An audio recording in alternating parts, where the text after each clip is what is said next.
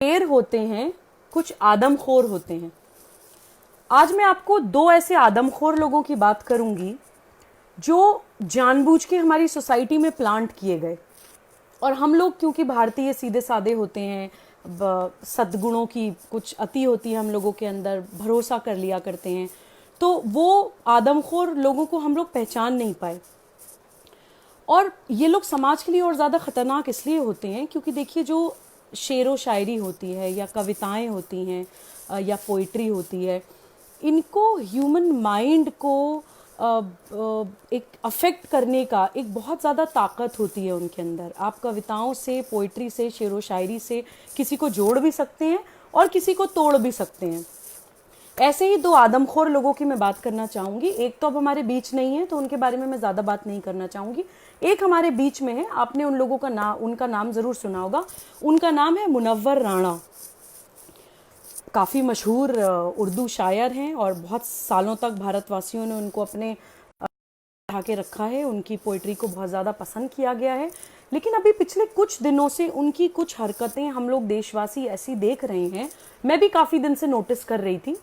But I was watching CAA protest में national TV पे आकर भड़काऊ बयानबाजी कर रही हैं, कम्युनिटीज़ को आपस में लड़ाने की कोशिश कर रहे हैं।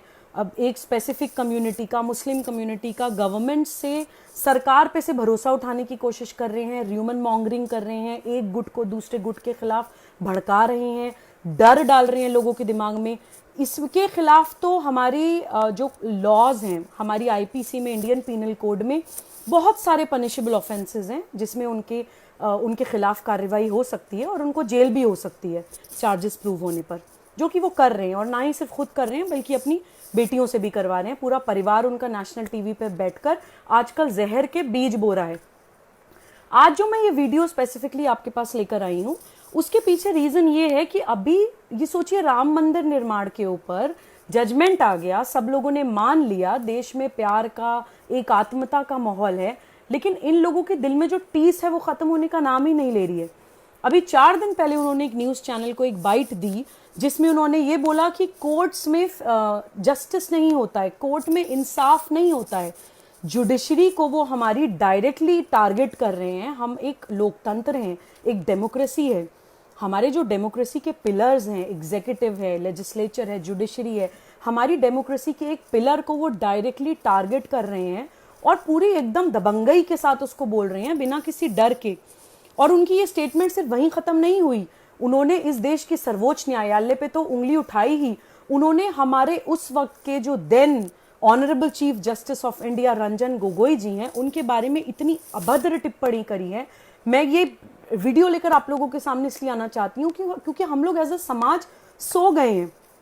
उन्होंने रंजन गोगोई जी के बारे में ये कहा कि हमारे तो चीफ जस्टिस ऑफ इंडिया, जितने पैसों में तवायफ बिकती है उससे भी कम पैसों में हमारे चीफ जस्टिस बिक गए। इतनी अभद्र भाषा और इतनी घटिया मानसिकता का उन्होंने परिचय दिया। मैं उनसे ये पूछना चाहती हूँ कि अब तवायफों के रेट आपको बहुत ज़्यादा मालूम पड़ते हैं, उम्र तो आपकी 70 साल हो गई है। दूसरी बात जो मुझे उससे भी ज़्यादा बुरी लग रही है वो ये कि क्या होती है तवायफ। He is not just humiliating the Supreme Court of India, he is not just humiliating the democracy, he is not just humiliating our country, he is not just humiliating the Chief Justice of India, but he is also humiliating the women of India and not just India, of the entire world. वो कैसे किसी महिला को एक तवायफ के rate होते हैं इस तरह की बात कर सकते हैं।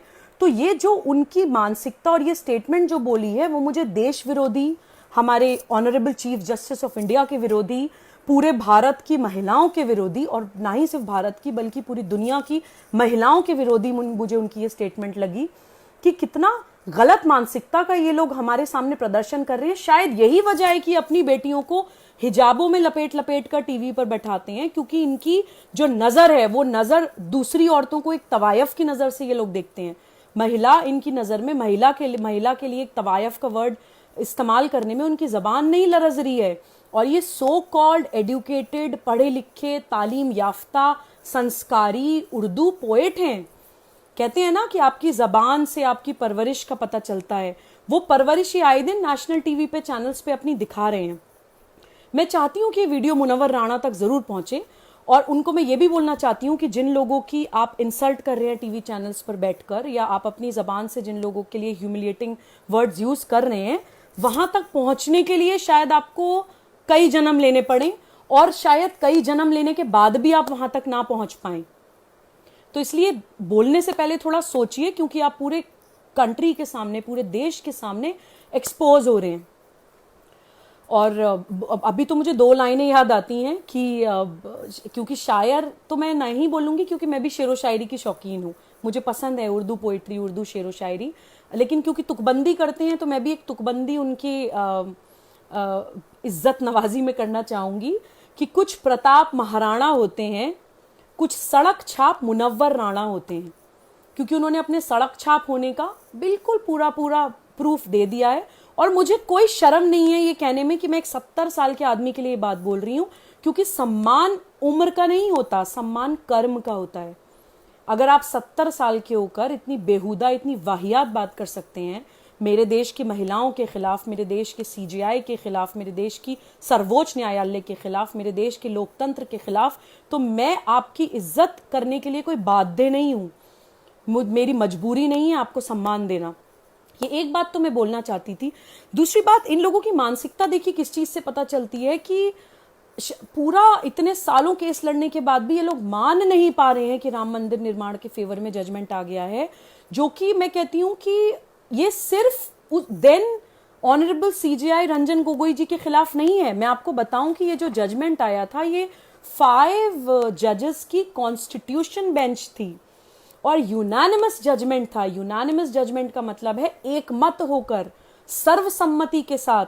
क्योंकि मैं प्रैक्टिसिंग लॉयर हूं, ऐसा बहुत कम होता है कि इतनी 5 जजेस की बेंच में पांचों के पांचों जज किसी एक डिसीजन में यूनानिमसली अग्री करते हो कि नहीं ये फैसला सही है।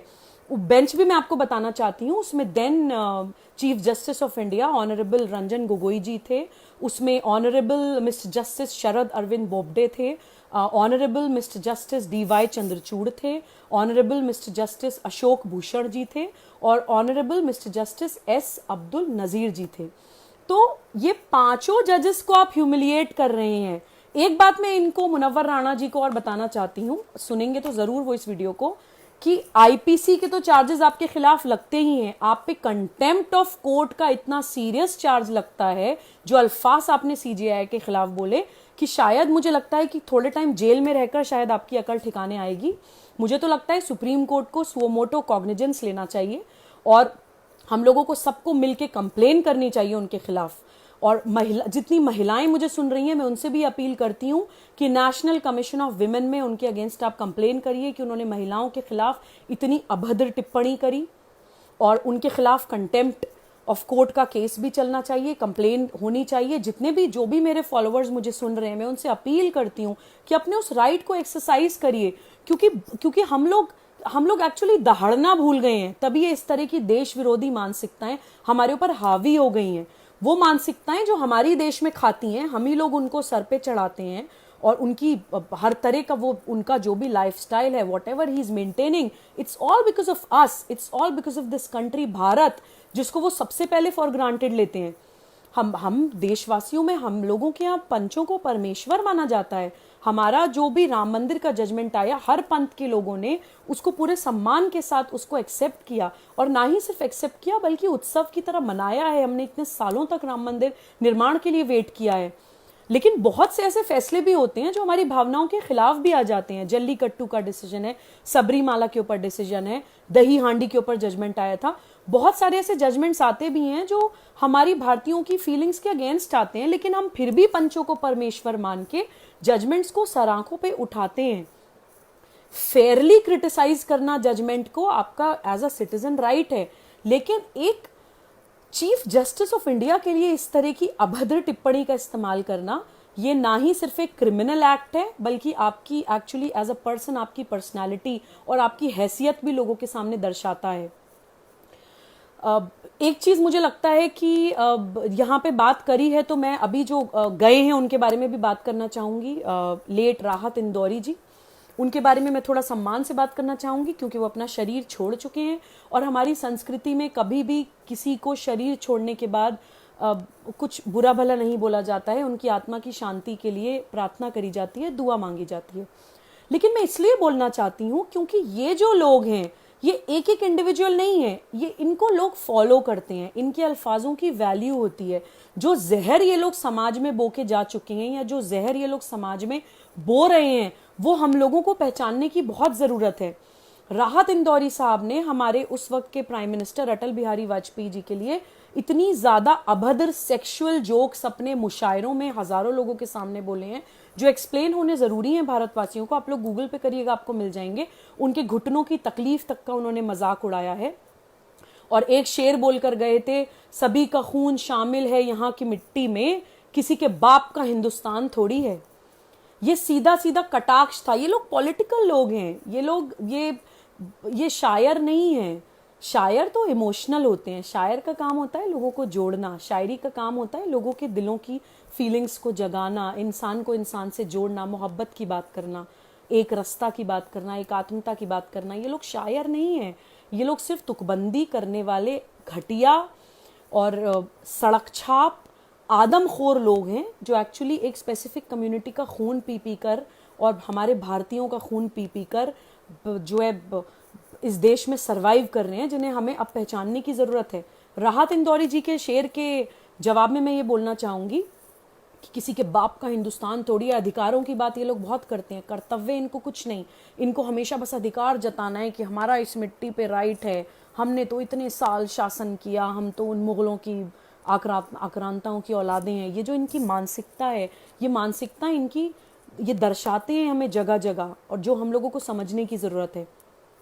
अधिकार इनका बहुत ज़्यादा हक है इस देश के ऊपर, इनका कोई कर्तव्य कोई ड्यूटी नहीं है। इस देश के खिलाफ ये कुछ भी बोल सकते हैं, कुछ भी बकवास कर सकते हैं और हम भारतवासी इनको बैठ के सुनते हैं। तो राहत इंदौरी जी के शेर के जवाब में तो मैं ये बताना चाहती हूँ, आग लगती है तभी धुआं भी उठता है, आग लगती है तभी धुआं भी उठता है, यूं ही बदनाम ये नाम थोड़े ही हैं। ना जाने कितने बुरहान छुपे हैं तहजीब की आड़ में, ना जाने कितने बुरहान छुपे हैं तहजीब की आड़ में, हर कोई यहाँ एपीजे कलाम थोड़े ही है। तो इस देश में सम्मान चित्र का नहीं चरित्र का किया जाता है। इस देश में सम्मान उम्र का नहीं कर्म का किया जाता है। ये मैं मैसेज देना चाहती हूँ। और थोड़ा सा हम लोगों के लिए भी, एक आप लोग जो मुझे सुन रहे हैं, जो मुझे मानते हैं, मुझे पसंद करते हैं, जो मेरा फेसबुक परिवार है, मैं उनसे ये बोलना चाहती हूँ, कहीं ना कहीं हमारी भी गलती है। हम लोग भूल गए हैं अपने पोइट्स को, हम लोग भूल गए हैं अपनी संस्कृति को, हमने तुकबंदों को अपने ऊपर इतना हावी कर लिया है। कितने लोग हम में से पढ़ते हैं रामधारी सिंह दिनकर जी को, कितने लोग हम में से पढ़ते हैं माखनलाल चतुर्वेदी जी को, कितने लोग पढ़ते हैं मैथिली शरण गुप्त को, कितने लोग पढ़ते हैं महाप्राण निराला को, जयशंकर प्रसाद को, सुमित्रा नंदन पंत को, महादेवी वर्मा को। हम लोग ये नाम भूल चुके हैं। देखिए, मैं जो आपसे ये बात बोल रही हूँ, मैं सुबुही खान, मैं उर्दू लैंग्वेज की और शेरो शायरी की बहुत शौकीन हूँ, लेकिन उन लोगों की जो एक्चुअली में भाषा का सम्मान समझते हैं, उन लोगों की जो इस देश का सम्मान करते हैं, ऐसे सड़क छाप तुकबंदों की नहीं, जिनको इंसानों की इज्जत करनी नहीं आती, देश की इज्जत करनी नहीं आती, अपनी संस्कृति अपनी सभ्यता की इज्जत नहीं आती, और सीधा सीधा बोझ है हमारे देश के ऊपर। तो मैं आज की इस वीडियो से आप लोगों को ये मैसेज देना चाहती थी, और मुझे लग रहा था कि मेरा ये मैसेज आप लोगों को देना ज़रूरी है कि ऐसे लोगों से अपने आप को दूर रखिए, ऐसे लोगों को एक्सपोज करिए, और इन मुनव्वर राणा जी के खिलाफ हमें, मुझे लगता है कि अब स्ट्रिक्टली जितने भी लोग जिस भी स्टेट में मुझे सुन रहे हैं, उन्होंने हमारी कंट्री के then chief justice of India के खिलाफ बहुत अभद्र टिप्पणी करी है, जो कि एक क्रिमिनल कंटेम्प्ट ऑफ कोर्ट है, जिसके खिलाफ उनको सजा मिलनी चाहिए। मैं चाहती हूं कि हम लोग ट्विटर पे भी ये ट्रेंड चलाएं, अरेस्ट मुनव्वर राणा, इस ट्रेंड को आप चलाइए, नेशनल कमीशन ऑफ विमेन में उनके खिलाफ कंप्लेन करिए, और जहां जहां हो सकता है अपनी आवाज को उनके खिलाफ उठाइए, सोशल मीडिया में उनको मशहूर कर दीजिए, ताकि वो अपनी गंदी जबान को इस देश के खिलाफ और अच्छे लोगों के, अच्छे इंसानों के खिलाफ इस्तेमाल करना बंद कर दें। जय हिंद, जय भारत, वंदे मातरम।